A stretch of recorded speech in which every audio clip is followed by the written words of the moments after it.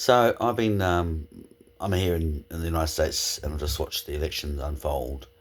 And back home, we see a hikoi raised to endorse the Treaty of Waitangi, and this is because New Zealand First and the X Party and National they can get away with, although they say that they don't want, that's not what they're trying to make out. Um, Basically, want to undermine principles of the Treaty of Waitangi.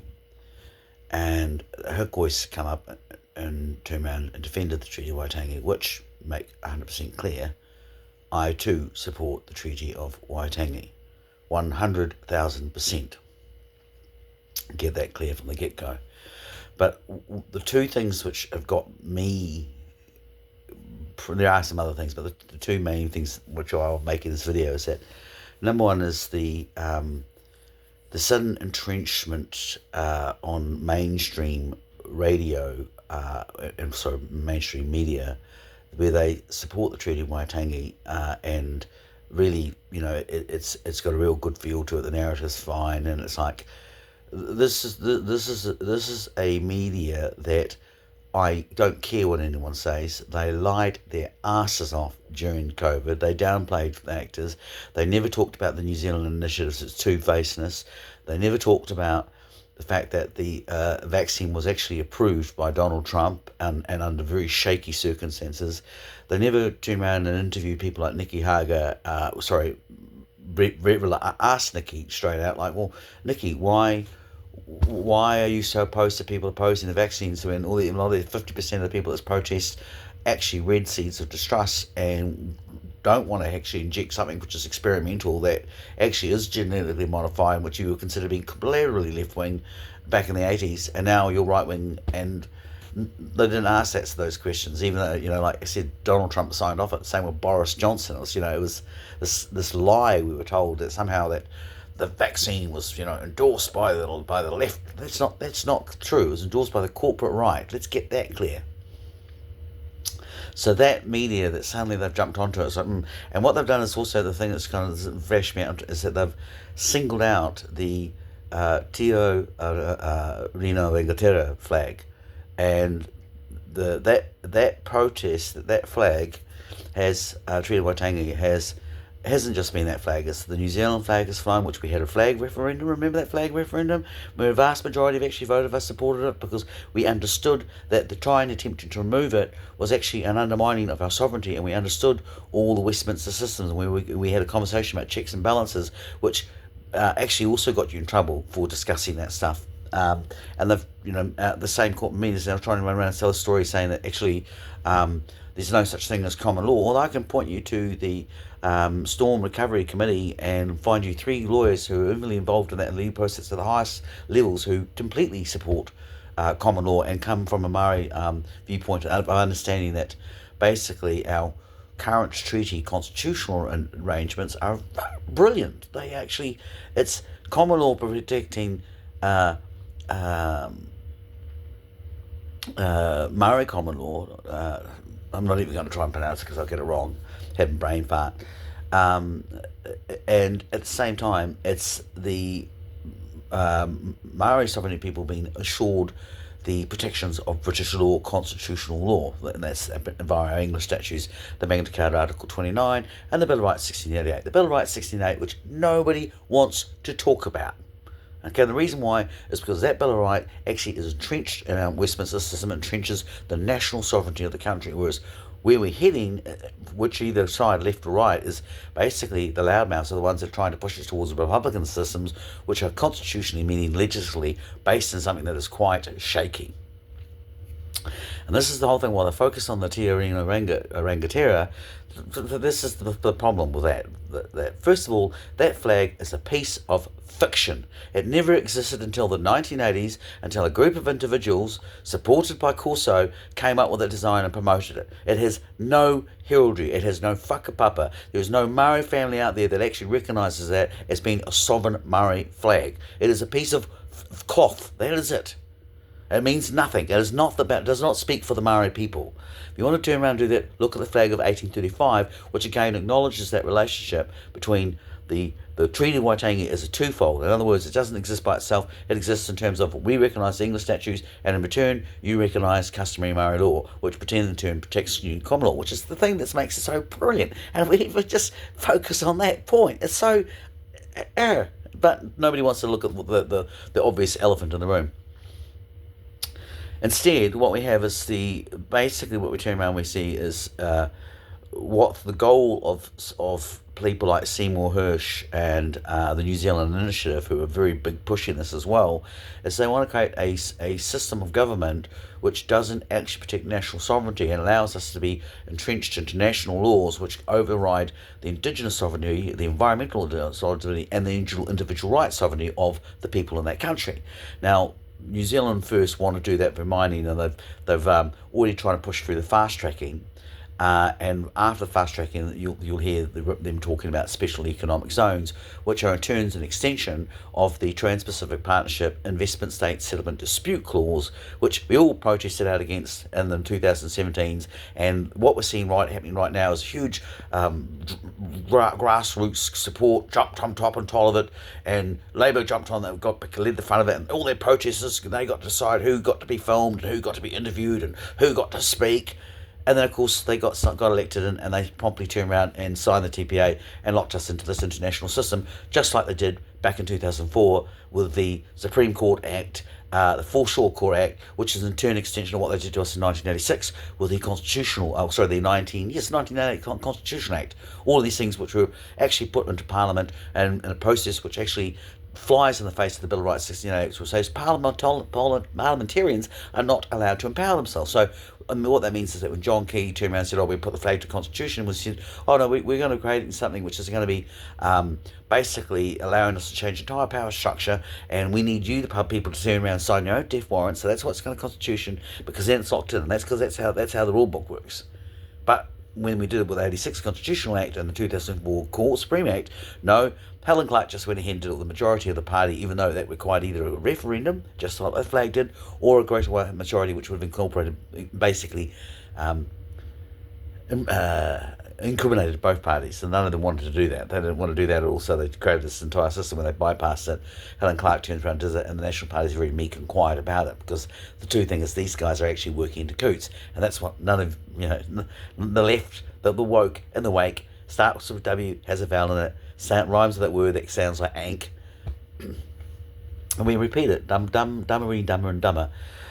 So the Rio Tino Rangatiratanga, that's the second aspect of it, is in that all of these things are basically endorsing UN law, just like the Sue Gray tried to defend the vaccine pass by using the Bill of Rights in 1991, and like the Kill-An-Answer Group cite that their free land comes from authority from the United Nations, and the same for the Māori, the Hawaiian king, that's recognised by the United Nations. All these things that sound cool on the surface when you look at the fine print and you go, well, wait a minute. No, because the thing is about that definitions is that under the United Nations definition, the nations is based on US state law, same as the Trans-Pacific Partnership Agreement, because it's signed in New York, and the foundations of New York was that New York originally, when it was American, before it was an American or British colony, it was a Dutch colony, New Amsterdam.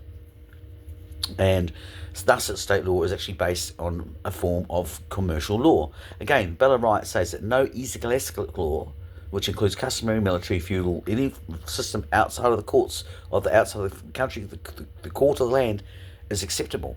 And so what the TPA offers is, but if we remove away our Treaty of Waitangi, or we start entrenching ourselves, signing ourselves up into systems which are based on the UN definition, we're going along with it. And this is why that Rio Tinga Rangatira is such a false flag. And again, it's the concept of nationhood, which this is the punchline. It's saying, Rangatira. Well, okay, yes, the Treaty of Waitangi was signed by Rangatira and recognises paramount chief status. I get that. But more importantly, the 1835 Statutes Declarations, which is what the 1835 flag is, which is why they keep steering us away from it, is actually recognising one more important, is recognising hapu. Now, first of all, we didn't have the concept of iwi until after Governor Grey. And Governor Grey used the concept of iwi to corporatise or basically centralise Māoridom so that they would actually go, they only have to basically bribe one set of people at the top, and they could use those people to rip off the rest of the people. And they advanced colonialism, and a lot of those people fought in the Maori Wars. We don't want them to talk about this, but they fought in the Maori Wars for Tūhoi. They fought on behalf of the Crown, and they were rewarded with land and treaties, and they got a hat thrown on the ground for it. And that down in Ngātahu, well, they didn't fight. They stayed out of the fight, but instead they avoided signing the treaty for 2 years, and their chiefs married into the ships that were owned by Johnny Jones, the founder of the BNZ. And so you had a tribe that became a hybrid, which was really much steered by corporate privateers. So these are the two companies, two iwis that are now on the New Zealand initiative. The only iwis, 123 iwi, and these are the only two that are actually represented on it. Think about that, and look at what the history is. And so what they're really basically getting us to do is jump through and repeat the step of Grey. So we're actually using a system to entrench this idea of rangatira of chiefs to basically create a paramount status of chiefs that never existed. Whereas originally, the 1835 was signed before the invention of the iwi, it was signed with also recognised it was signed with hapu, which was basically, these were clan chieftains. And that was the point. Very fine line to point that, and it's so fine, I guess this is why people go, nah, it can't be that easy, but it actually is. The hapu basically put New Zealand as a country in similarity to the United States of America. It didn't have a indigenous people with one king at the top like the Mayans or the Aztecs or the French or the English. It actually had a confederation of tribes where the power was shared amongst the tribes. There was no rangatira, but top chief, top person. There was tribes, there were family. And that's the distinction of the Westminster system with the Treaty of Waitangi. Acknowledged this and been trying to create this fake Maori king, which has never actually existed, which really at the end of the day is advancing these Western colonial interests. And unfortunately, so many of the people that are wrapped up in Maori nationalism are so good to think, oh yeah, we're going to be put on top. Going, well, yeah, a few of you will be. The most of you will actually be subjugated. And so the idea that we're moving towards a co-governance model, I think it's absolutely brilliant if it's done right, which it's probably not going to be. Not if we look at the 2004 and the 1986 examples. In both those cases, the concept should have been, we're going to have a Bill of Rights. What's going to be in that Bill of Rights, and we're going to entrench it first. And then once we've discussed it and had the conversation, we'll pass the law. Didn't happen. We said, we'll have a Bill of Rights, and we'll sign a Bill. We already had a Bill of Rights, and we didn't have that conversation. But we signed a new Bill of Rights, and then afterwards, it was like, actually, no, we're not going to trench it. All they are policies which are defined upon ratification with an overseas organisation. Same thing. Labour made out the 2004 Foreshore Court was about granting sovereignty to the Maori, and then they turned around and used it to take it away off everybody. And then John Key gave it only back to the Rangatira, with Peter Sharples having his conversation in 2010 with him and John Key, the constitutional conversation, where the Maori Law Review points out the fact that actually there's never once any discussion in this entire document about the power sharing beyond Rangatira. It just goes to the hapu and the whānau, the other way around, it's like the whānau and the hapu excluded only Rangatira, and they talk in reference in terms of being a corporate body, and that's what this was John Key's TPA and why he wanted his flag was for. Where do you think this is leading, guys? So anyway, that's my point, is that yes, I do want the Treaty of Waitangi. I want co-governance, but I want co-governance where we talk about checks and feasibilities, and we make out sure that actually the core of the Treaty of Waitangi, which is actually it's twofold. It's about entrenching those English statutes as well as protecting Maori sovereignty. You can't have one without the other. And this is what, again, the Rio Tino Rangatiratanga is trying to suggest. It's trying to say, no, this is all just a Maori. And no, it's not. It's a contract. It's a joint contract between two parties. And while both sides, the Seymour camp basically try and make the leaders say, no, the Treaty of Waitangi is all done. It's all, that's all specialist. It's only giving the Maoris rights. Well, that's what the Treaty of Waitangi was never about.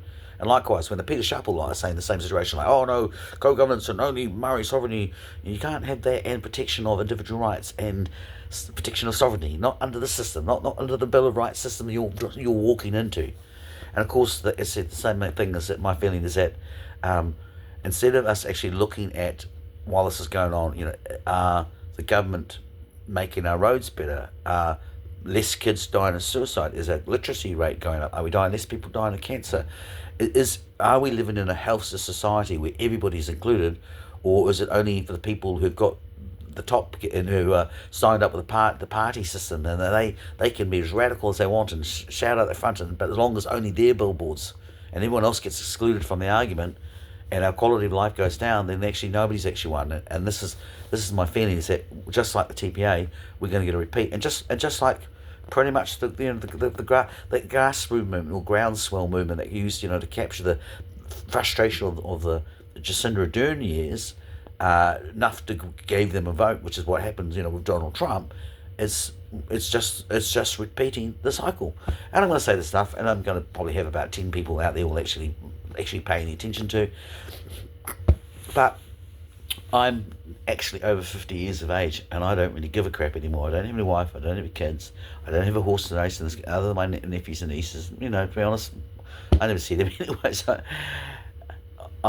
this is what I see as a person looking at a person who studied constitutional politics and laws for over 30 years, and actually have some qualifications and some accolades in this area. But of course, don't expect anytime soon for this what I'm discussing to be given a serious discussion or serious hearing, because that's not where we're at, and this is it is what it is.